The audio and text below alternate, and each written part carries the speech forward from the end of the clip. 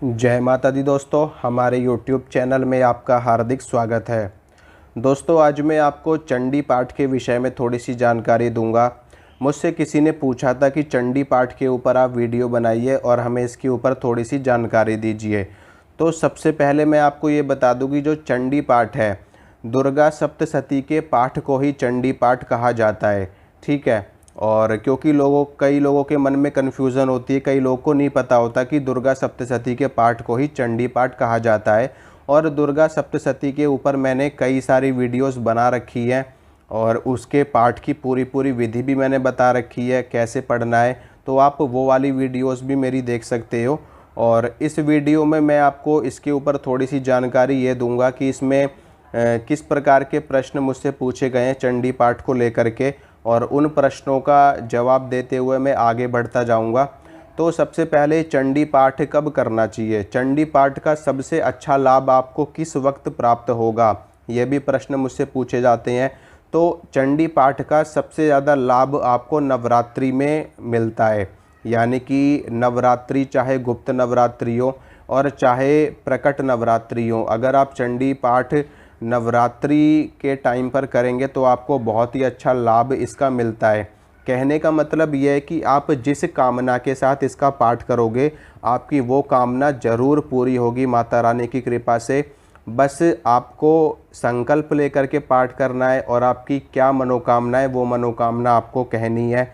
संकल्प में भी आपको ज़्यादा कुछ नहीं बोलना होता, बस अपना नाम, अपने पिताजी का नाम, अपना गोत्र बोलना होता है और अपनी मनोकामना बोलनी होती है। उसके बाद आप इसके पाठ को शुरू कर सकते हो। बहुत ही सरल है चंडी पाठ करना और दुर्गा सप्तशती के पाठ को करना। दुर्गा सप्तशती में ये लिखा गया है कि जो कोई भी व्यक्ति इस पाठ को बिना जाने अगर अज्ञान के कारण इसका जैसे भी व्यक्ति पाठ करेगा, उसका पाठ ज़रूर सफल होगा। इसके साथ में मैं आपको ये बताना चाहता हूँ कि आप इसका पाठ किसी भी विधि से करोगे, आपका ये पाठ सफल होगा ही होगा। इसमें पूर्ण रूप से कोई संशय वाली बात नहीं है, क्योंकि माता रानी के पाठ में जब आप आके बढ़ने लगते हो तो माता रानी सिर्फ़ और सिर्फ आपके मन का भाव देखती हैं, उनको विधि से कोई लेना देना नहीं है। ठीक है। बिना जाने विधि अगर आप जानते हो तो जान करके करो, अगर आप नहीं जानते तो आप जैसे भी करोगे आपको इसका लाभ मिलेगा ही मिलेगा। इसके साथ में मैं आपको और कुछ प्रश्नों के जवाब दे देता हूं जो मुझसे पूछे गए हैं इसमें प्रश्नों के। और इसमें पहला ये प्रश्न यही था कि चंडी पाठ किसे कहते हैं, तो दुर्गा सप्तशती के पाठ को ही चंडी पाठ कहा जाता है। दूसरा प्रश्न ये है कि कौन पढ़ सकता है चंडी पाठ, यानी कि दुर्गा सप्तशती को कौन कौन पढ़ सकता है। तो दुर्गा सप्तशती को, चंडी पाठ को कोई भी व्यक्ति पढ़ सकता है, एक बच्चा भी पढ़ सकता है, एक बूढ़ा भी पढ़ सकता है, एक पुरुष, एक महिला, जवान, कोई भी व्यक्ति इस पाठ को कर सकता है। तीसरा प्रश्न ये है कि क्या दुर्गा सप्तशती के पाठ को जिन्होंने गुरु नहीं बना रखे या जिन्होंने गुरु धारण नहीं कर रखे, क्या वो दुर्गा सप्तशती के पाठ को पढ़ सकते हैं? बिल्कुल पढ़ सकते हैं। अगर आपने गुरु नहीं बना रखे तो भी आप दुर्गा सप्तशती के पाठ को कर सकते हो, कोई संशय वाली बात नहीं है। इसके साथ में अगर दुर्गा सप्तशती का पाठ आप करते हो तो इसके क्या परहेज होते हैं, ये भी मैं आपको बता देता हूँ। देखिए, दुर्गा सप्तशती का जब पाठ किया जाता है तो हमें मुख्य रूप से जो परहेज होता है वो है ब्रह्मचर्य का पालन। क्योंकि अगर आप इसका नवरात्रि काल में करोगे तो ब्रह्मचर्य के पालन के साथ साथ आपको इसमें भूमि शयन भी करना पड़ेगा। अगर आप इसका पाठ एक अनुष्ठान के रूप में कर रहे हो और अगर आप संकल्प लेकर के कर रहे हो, संकल्प लेकर के अगर आप इसका पाठ करोगे तो आपको निश्चित रूप से ब्रह्मचर्य का पालन करना पड़ेगा और ज़मीन पे सोना पड़ेगा, और साथ में आपको प्याज लहसुन भी त्यागना पड़ेगा जब तक आपका अनुष्ठान चलेगा। और अगर आप बिना किसी कामना के इसका पाठ कर रहे हो, यानी कि निष्काम भाव से आप इसका पाठ कर रहे हो, तो आपको प्याज लहसुन का परहेज़ करने की कोई आवश्यकता नहीं है, भूमि शयन करने की भी कोई आवश्यकता नहीं है और ब्रह्मचर्य के पालन करने की भी कोई आवश्यकता नहीं है। ठीक है। अगर आप अनुष्ठान के रूप में इसको करोगे तो ये सारी चीज़ें लागू होंगी। अगर नहीं करना चाहते अनुष्ठान के रूप में और दैनिक जीवन में आप इसको सम्मिलित करना चाहते हो तो किसी भी तरह के नियम करने की आपको आवश्यकता नहीं है। आप अपनी गृहस्थी में रह करके आप इसका पाठ कर सकते हो। इसके बाद में एक प्रश्न और पूछा गया है कि इसके पाठ को करते वक्त दिशा कौन सी होनी चाहिए। तो मैं आपको बता दूं, जब आप दुर्गा सप्तशती के पाठ को करोगे तो आप पूर्व दिशा की ओर मुँह कर सकते हो या फिर उत्तर दिशा की ओर मुँह कर सकते हो, यानी कि पश्चिम दिशा की ओर भी आप मुँह कर सकते हो, दक्षिण दिशा को छोड़ करके, यानी कि साउथ फेसिंग आपको नहीं करना है। दक्षिण दिशा को छोड़ करके किसी भी दिशा में आप मुँह करके इसका पाठ आसानी से कर सकते हो। अगला प्रश्न ये पूछा गया कि कौन से आसन का प्रयोग करना चाहिए। जो गृहस्थ लोग होते हैं उनके लिए ऊन का आसन सर्वश्रेष्ठ माना जाता है। बाकी तो जो सन्यासी लोग होते हैं वो कुश का आसन इस्तेमाल करते हैं। गृहस्थ के लिए कंबल का आसन, ऊन का आसन आप लोग इस्तेमाल कर सकते हो। अगला प्रश्न ये है कि कौन सा समय सबसे अच्छा होता है दुर्गा सप्तशती के पाठ के लिए। तो सबसे अच्छा समय मैं आपको बता दूं दुर्गा सप्तशती के पाठ के लिए वो होता है सूर्यास्त के बाद का, यानी कि सूर्यास्त के बाद जब भगवान सूर्य अस्त हो जाएं, चले जाएं वो, तो उसके बाद आप इसका पाठ कर सकते हो। 7-8 बजे के बाद आप इसका पाठ करिए, आपको बहुत ज़्यादा लाभ मिलेगा। नवरात्रि का मतलब ही यही होता है कि नवरात्रि, माँ दुर्गा की 9 रात्रियाँ होती हैं, इसीलिए नवरात्रि बोला जाता है। तो आप इसका पाठ रात्रि काल में करोगे तो आपको लाभ मिलेगा और बहुत अच्छा लाभ मिलेगा। इसके बाद में इसे कब से शुरू कर सकते हैं। तो दुर्गा सप्तशती के पाठ को आप नवरात्रि में शुरू करिए। पहले दिन से लेकर के 9 दिनों तक आप इसका लगातार 9 पाठ करिए। अगर पूरा पाठ आप नहीं कर सकते तो आप 1 पाठ, 2 पाठ, 3 पाठ, जितना आपसे हो सके आप उतने पाठ इसके कर सकते हो। अगला प्रश्न ये पूछा गया कि इसके पाठ से हमें कोई नुकसान तो नहीं होगा। तो दुर्गा सप्तशती के पाठ से किसी भी व्यक्ति को कोई नुकसान नहीं होता है। नुकसान उस व्यक्ति को होगा जो इसके पाठ को संस्कृत में करेगा। और पूरे विधि विधान के साथ अगर कोई व्यक्ति इसका पाठ कर रहा है और वो संस्कृत के साथ इसका पाठ कर रहा है तो संस्कृत के उच्चारण में उसकी कोई त्रुटि नहीं होनी चाहिए। ठीक है, जैसे कि आप हिंदी बहुत अच्छे से समझते हो और हिंदी बोलने में आपको कोई कठिनाई नहीं होती और हिंदी में अगर आप इसका पाठ करोगे तो बहुत अच्छा है। अगर आपको संस्कृत नहीं आती तो आप दुर्गा सप्तशती के पाठ को हिंदी में भी पढ़ सकते हो, और अगर आपको संस्कृत आती है तो संस्कृत में पढ़िए। संस्कृत देववाणी मानी जाती है, इसीलिए संस्कृत में पाठ करना सर्वश्रेष्ठ होता है। लेकिन जिन लोगों को संस्कृत नहीं आती वो लोग इसको हिंदी में भी पढ़ सकते हैं।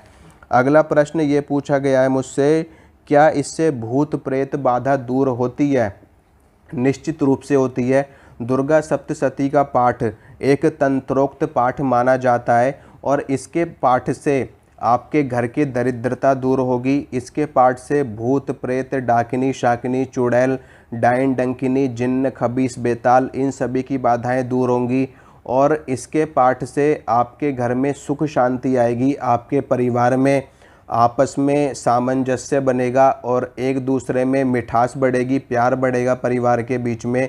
और आप अगर जॉब करते हो, नौकरी करते हो तो उसमें भी आपको सफलता मिलेगी। अगर आप कारोबार करते हो तो उसमें भी आपको उन्नति और तरक्की मिलेगी। तो आपकी हर तरह की समस्या को दूर करने के लिए दुर्गा सप्तशती एक बहुत ही बेस्ट उपाय है। ठीक है, दुर्गा सप्तशती एक बहुत ही बेस्ट उपाय है। आपके जीवन में कितनी भी बड़ी से बड़ी समस्या हो, अगर आप इसका संकल्प लेकर के, एक बार इसका संकल्प लेकर के आप इसका पाठ करके देखिए और आपके जीवन से वो समस्या ख़त्म ना हो जाए तो आप मुझसे कहना। ठीक है, इसका सबसे अच्छा जो विधान है पाठ करने का, सबसे अच्छा जो विधान है वो होता है 41 दिनों का। अगर आप इसका एक बार 41 दिनों तक लगातार पूरा पाठ करते हो, यानी कि पहले इसमें 13 अध्याय होते हैं, अगर आप 13 के 13 अध्याय का पाठ रोज करते हो और 41 दिनों तक करते हो तो आपको इसका अद्भुत लाभ मिलने वाला है, बहुत ही अच्छा लाभ मिलेगा। अगर आप एक साधक हो और आप सिद्धि प्राप्त करना चाहते हो तो इस अनुष्ठान से आपको सिद्धि प्राप्त हो जाएगी। अगर आप जॉब करते हो और आप अपने जॉब में उन्नति पाना चाहते हो तो आपको जॉब में उन्नति मिल जाएगी। अगर आप एक कारोबारी हो, कारोबार को बढ़ाना चाहते हो तो आपको कारोबार में सफलता मिल जाएगी। अगर आप भूत प्रेत बाधा से पीड़ित हो तो आपकी भूत प्रेत बाधा ख़त्म हो जाएगी। कहने का आशय ये है कि आप जिस भी फील्ड में हो उस फील्ड में आपको सफलता मिलने लगेगी। ये इस पाठ के चमत्कारिक लाभ होते हैं। दुर्गा सप्तशती में माता महाकाली, माता महालक्ष्मी और माता महासरस्वती तीनों की शक्ति विराजमान होती है। और इसमें कवच, अर्गला, कीलक, कवच के पाठ से आपकी सुरक्षा होती है, अर्गला के पाठ से आपको माता महालक्ष्मी की कृपा मिलती है, आशीर्वाद मिलता है, और कीलक के पाठ से दुर्गा सप्तशती उत्कीलित हो जाती है, क्योंकि इसका कीलन कर रखा है। और जब आप कीलक का पाठ करोगे तो ये उत्कीलित हो जाती है और इसका लाभ आपको मिल जाता है। दुर्गा सप्तशती के 6 अंग होते हैं, कवच, अर्गला, कीलक और तीनों रहस्य। तो इन 6 अंगों के साथ इसका पाठ सबसे अच्छा माना जाता है। यानी कि जब आप इसका पाठ शुरू करोगे तो आपको स्नान करके, धुले हुए वस्त्र पहन करके आसन के ऊपर आपको बैठना है। आसन के ऊपर बैठने के बाद सबसे पहले गणेश जी को प्रणाम करना है, अपने गुरु को प्रणाम करना है, और उसके बाद भगवान शंकर को प्रणाम करना है। फिर उसके बाद आप इसका पाठ शुरू कर सकते हो। सप्तश्लोकी दुर्गा सबसे पहला पाठ इसमें यही आता है। तो सबसे पहले आपको सप्तश्लोकी दुर्गा का पाठ करना है। उसके बाद अष्टोत्तर शतनामावली, जिसमें माँ दुर्गा के 108 नाम हैं, इनका पाठ आपको करना है। इसके बाद आता है कवच, कवच का पाठ करना है। फिर आता है अर्गला, फिर अर्गला का पाठ करना है। फिर आता है कीलक, कीलक का पाठ करना है। अब कीलक के पाठ के बाद नवारण मंत्र का जाप करने का विधान आता है। तो इसमें अगर आप नवारण मंत्र का जाप नहीं करोगे तो भी आपका पाठ सफल होगा। कीलक के बाद आप सीधा दुर्गा सप्तशती के पहले अध्याय से पाठ शुरू कर सकते हो। पहला अध्याय पढ़िए, दूसरा पढ़िए, तीसरा पढ़िए, चौथा पढ़िए, पांचवा पढ़िए। 13 अध्याय पढ़ने के बाद फिर इसमें तंत्रोक्त देवी सूक्त आता है, उसका पाठ किया जाता है। उसके बाद क्षमा प्रार्थना आती है, उसका पाठ किया जाता है। तीनों रहस्य पढ़े जाते हैं। तीनों रहस्य पढ़ने के बाद सिद्ध कुंजिका स्तोत्र सबसे लास्ट में पढ़ा जाता है। तो और इस सिद्ध कुंजिका स्तोत्र के बाद में आपका पाठ पूरा हो जाता है। इतना पढ़ने से आपका ये पाठ सफल हो जाएगा। तो आप इस पाठ को करिए और रात्रि काल में करिए और संकल्प लेकर के करिए। फिर आप देखना कैसे आपके जीवन में चमत्कार होता है। तो ये थोड़ी सी जानकारी थी दोस्तों, और अगर आपको अच्छी लगी है तो आप वीडियो को लाइक कीजिए, शेयर कीजिए और इस चैनल को सब्सक्राइब कीजिए। मिलूँगा आपसे अगली वीडियो में। जय माता दी।